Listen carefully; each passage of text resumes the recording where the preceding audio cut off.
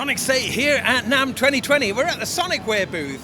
Now, Sonicware kind of came on to everybody's radar a couple of years ago with the ELZ1, which initially appeared to be like an OP1-esque kind of all-in-one sort of synthesizer kind of thing.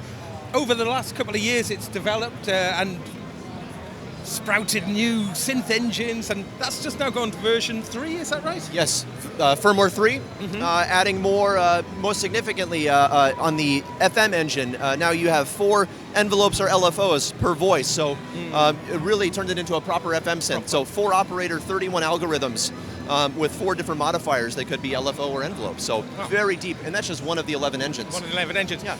But the kind of big news is, what we got here? So we've got the new Liven. Liven. Yep, a 4-voice digital synth. 4 different synth engines that are built into it. Right. 2 of them taken from the ELZ1, and 2 of them are completely novel. So you have different your selectable waveforms, and if we are in, let's say, the warp mode, I've got 2 waves I can pick between, and I can mix between them like any 2 oscillator synth. Right. And I can detune both the oscillators. Neat. The attack engine is more of a, dare I say, chiptune style engine where wave 1 and wave 2, it will jump from wave 1 to wave 2, and you can pick the interval that happens in. So you get that snappy, chiptuney kind of single cycle thing, sound. Morph is a slower morph between the 2 waveforms. Right. Again, you pick them, you can pick the speed that the morph happens with. Nice. And then an FM engine, which has a ratio and a depth and its own LFO. And it's a very musical FM, so it's very difficult to get inharmonic sounds, so it sounds very nice. Now, I'm kind of noticing it looking a little bit like a large Volca in a way, because it has got an integrated sequencer, is that right? It does have a sequencer built in, yes. So a couple very interesting things. So yes, there is a sequencer, and what is not active yet, but the most exciting thing is if you are familiar with the concept of parameter locks, on a per step basis, you will be able to set your parameter value for each individual step. So almost like a highly programmable LFO. In a sense, and that sequence is separate from your patch. And is it the single sequence that each step can be polyphonic, or can you run multiple sequences? Each step could be, well, they could be polyphonic, but you'll have 1 sequence total. Okay, cool. So also I noticed there's a looper function here. Is that a Midi looper or an audio looper? The looper is actually an audio looper, not yet implemented, but you will be able to resample internally. You can do 4 tracks, and you can quantize the start and stop time. So you'll end up with a perfectly trimmed audio loop while your sequencer's running, so you won't have to stop. So it's all built around live performance. Great. So I mean, I mentioned the kind of Volca-esque quality of it. This is the Liven. This is a new range. Are we likely to see other synths in the same format? Yes, absolutely. Okay. Yep. Still debating on what it will, what the next steps will look like, but absolutely yes. This is the first of a family. So I'm noticing this looks like it's a built-in speaker. Yes, built-in speaker, and it will run on batteries. That was my next question. Yeah. Okay, great. Sorry to take your thunder there. No, that's great. So availability. Are we looking soon?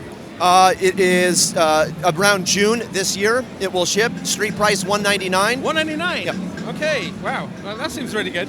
And okay, brilliant. So just wondering, in terms of its kind of USP, its kind of ultimate superpower, where would you say that lies with this device? Well, that's a really good question. One, in the age of high quality and high resolution synthesizers, to have an 8-bit engine in 2020 with a little bit of that grit, that 8-bit grit, actually sounds really refreshing.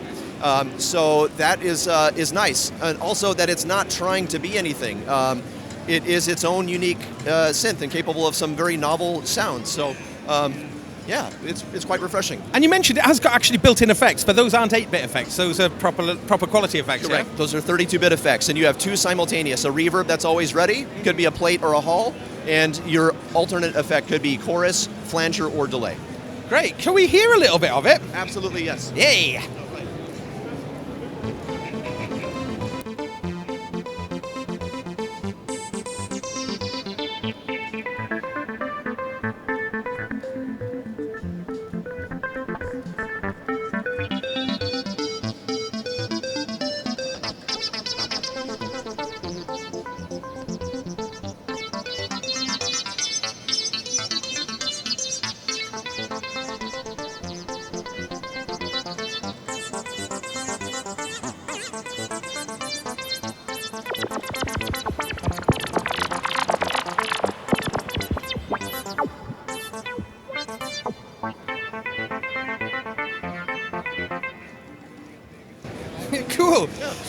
So just one last question, really, about the sync. Is that working at the 2PPQ, the same format that the Volcas are, yes, and Pocket operators? Yep. And it will speak to them. It'll speak to the Pocket operator, your Volcas. It will also speak to the ELZ1.